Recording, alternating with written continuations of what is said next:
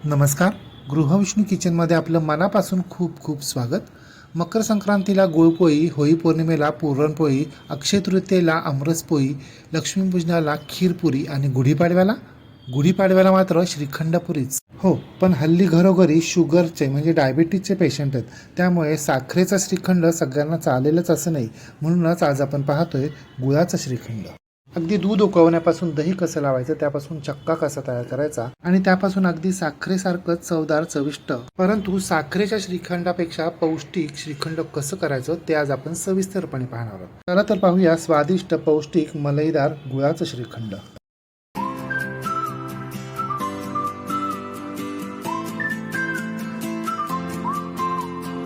मलईदार पौष्टिक गुळाचं श्रीखंड तयार करण्यासाठी प्रथम आपल्याला चक्का तयार करावा लागेल. त्यासाठी आपल्याला गॅसवर एक पातेलं ठेवायचे. पातेल्यामध्ये 1 चमचा पाणी घालायचे आणि त्यामध्ये आपल्याला 1 लिटर म्हशीचं दूध घालायचे. अशा प्रकारे चमचाभर पाणी घातल्यानं आपलं दूध खाली लागत नाही. मोठ्या आचेवर दुधाला खळखळून उकळी आणायची आणि खळखळून उकळी आल्यानंतर दूध अशा प्रकारे आपल्याला चमच्यानं हलवत राहायचे. मंद आचेवर 10 मिनिटं हे दूध आपल्याला असंच उकळत ठेवायचे, म्हणजे आपला चक्का जास्त मलईदार होतो.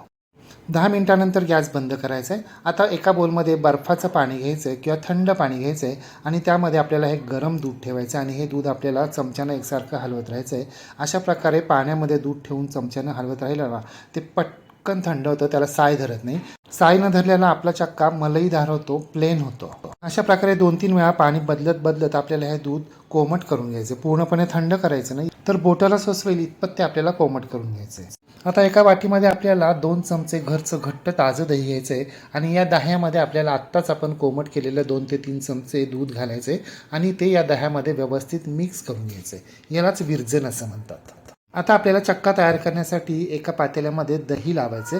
ज्या भांड्यामध्ये आपल्याला दही लावायचे ना, त्या पातेल्याला सगळ्या बाजूनी अशा पद्धतीने 1 चमचा घट्ट दही लावून घ्यायचं. पातेल्याला दही लावून झाल्यानंतर आत्ताच आपण कोमट केलेलं जे दूध आहे ना, ते यामध्ये घालायचं आहे आणि आत्ता आपण तयार केलेलं विरजन देखील यामध्ये घालायचं आहे आणि रवीच्या साहाय्यानं आपल्याला हे दूध अशा पद्धतीनं अगदी 2 मिनिटं हाटून घ्यायचं आहे.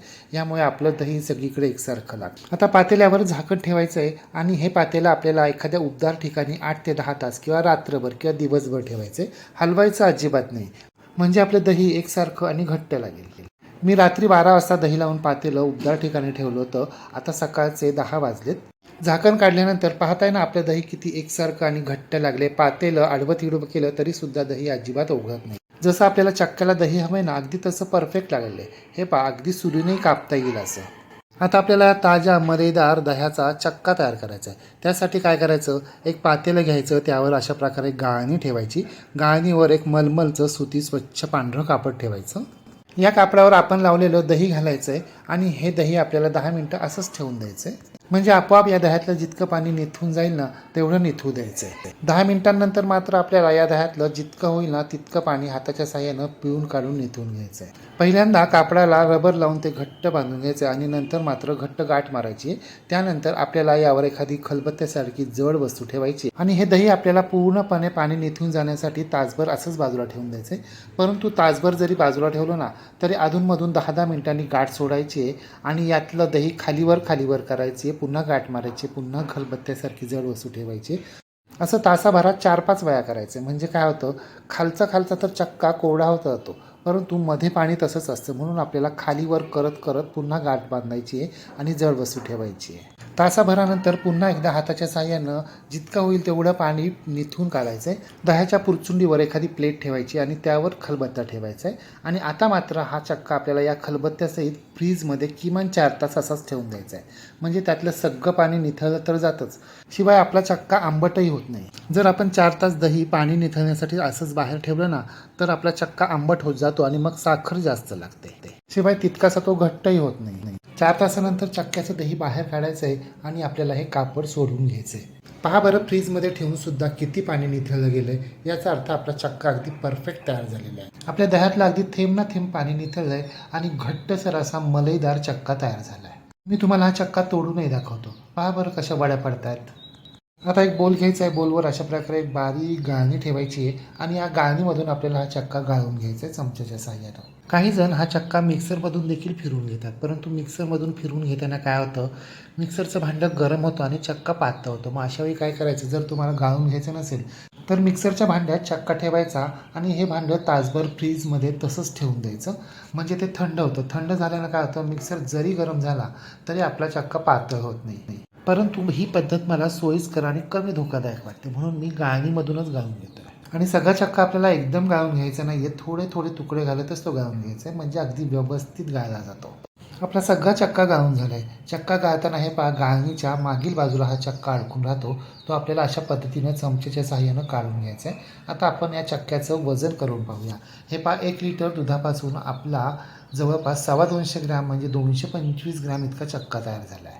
आता या चक्क्यामध्ये आपल्याला 1 वाटी म्हणजे साधारणपणे 100 ते 125 ग्राम इतका बारीक चिरलेला पिवळा गूळ घालायचा आहे. गूळ जरी बारीक चिरला ना तरी त्यामध्ये 1-2 मोठे खडे राहतातच, म्हणून काय करायचं, हा गूळ मिक्सरच्या भांड्यात घालायचा. मिक्सरच्या भांड्याला झाकण लावायचं आणि हे भांडं गुळासहित फ्रीजमध्ये अर्धा तास ठेवून द्यायचं.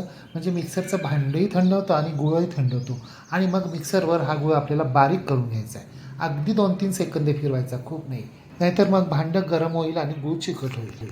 हे पहा, 2-3 सेकंदे फिरवल्यानंतर गुळाची अगदी मोठी फडफडीत पावडर तयार झाली, अजिबात चिकट झालेली नाही आहे. आता ही गुळाची पावडर आपल्याला या चक्क्यामध्ये घालायची. अर्धा चमचा वेलची जायफळ पुढेही घालायची. आपण गुळाचा वापर करतो त्यामुळे जायफळाचा वापर नक्की करायचा. जायफळ गुळाबरोबर फक्त चवीलाच चांगलं लागतं असं काही नाही, तर त्यामुळे श्रीखंड आपल्या पोटाला बाधतही नाही. आता हे तीनही जिन्नस आपल्याला चमच्याच्या सहाय्यानं व्यवस्थित मिक्स करून घ्यायचे. मला चमच्यानं सोयीस्कर वाटतंय म्हणून मी चमच्यानं मिक्स करून घेतोय, परंतु जर तुम्हाला विस्कर वापरायचं असेल तर विस्करही वापरू शकता. हे पहा, अगदी 5च मिनिटामध्ये आपण गूळ व्यवस्थित चिरला होता, म्हणून सगळा गूळ व्यवस्थित मिक्स झाला आहे. आता यामध्ये 1 चमचा केशर पाकळ्या भिजत घातलेलं दूध घालायचे आणि ते सुद्धा व्यवस्थित मिक्स करून घ्यायचं आहे. एवढं करूनही जर 1-2 गुळाचे खडे राहिले असतील ना तर काय करायचं, पुन्हा आपण पहिल्यांदा जसं चक्का गाळून घेतला ना तसा हा श्रीखंड गाळणीमधून गाळून घ्यायचा, म्हणजे सगळे खडे विरघळले जातात. किंवा हा गूळ विरघळलेला चक्का आपल्याला पुन्हा एकदा तासभर फ्रीजमध्ये ठेवून द्यायचा आणि मिक्सरच्या छोट्या भांड्यामधून अगदी 2-3 सेकंदे फिरून घ्यायचा. काही पातळ वगैरे होत नाही, अगदी प्लेन होतो आणि शाईनही चांगली येते. आपले सगळे जिन्नस अगदी व्यवस्थित मिक्स झालेले आहेत. आपला गुळाचा श्रीखंड तयार झाला आहे. हे पहा, चमच्यामधून खाली पाडला असता अजिबात खाली पडत नाही आहे, इतका घट्ट आणि प्लेन झाला आहे. हा काय आम्रखंड नाही आहे, श्रीखंड आहे, त्यामुळे याला काही आम्रखंडासारखा डार्क रंग येणार नाही आहे, थोडासा फिक्काच येणार. जर तुम्ही सेंद्रिय काळा गूळ वापरला तर आणखी थोडासा डार्क रंग येईल, किंवा मग तुम्हाला केशर काढ्याचं प्रमाण वाढवावं लागेल. आता हा गुळाचा श्रीखंड आपल्याला एकसारखा करून घ्यायचा आहे आणि आपल्या आवडत्या ड्रायफ्रूट्सनं सजवायचं आहे. एवढ्या प्रमाणामध्ये म्हणजे 1 लिटर दुधापासून आपलं 350 ते 350 ग्रॅम इतकं गुळाचं श्रीखंड तयार झालं आहे की नाही. करायला कितीतरी सोपं आणि साखरेच्या श्रीखंडपेक्षा पौष्टिकही. पण हो, दही आणि गूळ एकत्र खाल्लं ना तर कफाचं प्रमाण वाढतं, म्हणून याचं सेवन अगदी कमी प्रमाणात करायचं आणि थोड्या थोड्या वेळानं, एकदम खायचं नाही आहे. आणि 4 नंतर म्हणजे सूर्यास्तानंतर किंवा रात्री तर याचं सेवन करायचंच नाही आहे, केवळ कफाचं प्रमाण वाढतं म्हणून.